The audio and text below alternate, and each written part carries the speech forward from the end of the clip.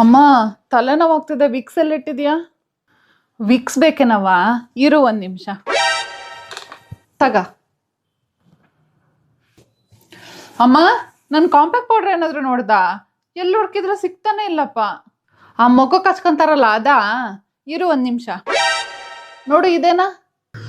ಅಮ್ಮ, ಮೊನ್ನೆ ಒಂದು ಹೊಸ ಬ್ರಷ್ ತಂದು ಕೊಟ್ಟಿದ್ನಲ್ಲ, ಎಲ್ಲಿಟ್ಟಿದ್ಯಾ? ವಾಶ್ರೂಮಲ್ಲಿ ಹುಡುಕ್ತಾ ಕಣಮ್ಮ, ಸಿಗ್ಲೇ ಇಲ್ಲ. ಓ, ಬ್ರಷಾ? ಬಾ ಬಾ ಬಾ, ಇಲ್ಲಿದ್ದೆ, ಬಾ ಬಾ.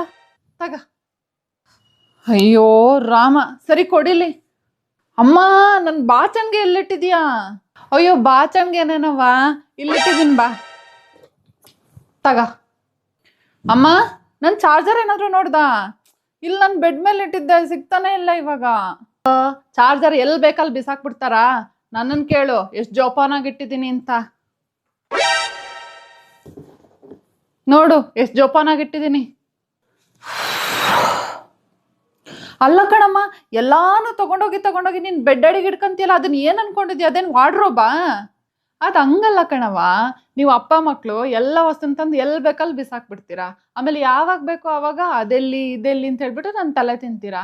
ಅದಕ್ಕೆ ಎಲ್ಲ ತಂದು ಈ ಬೆಡ್ ಅಡಿಲಿ ಇಟ್ಟೆ ಅಂದ್ರೆ ಸೇಫ್ಟಿ ಆಗಿರುತ್ತೆ, ಸೇಫ್ಟಿ ಆಗಿರುತ್ತೆ, ಸೇಫ್ಟಿ ಆಗಿರುತ್ತೆ.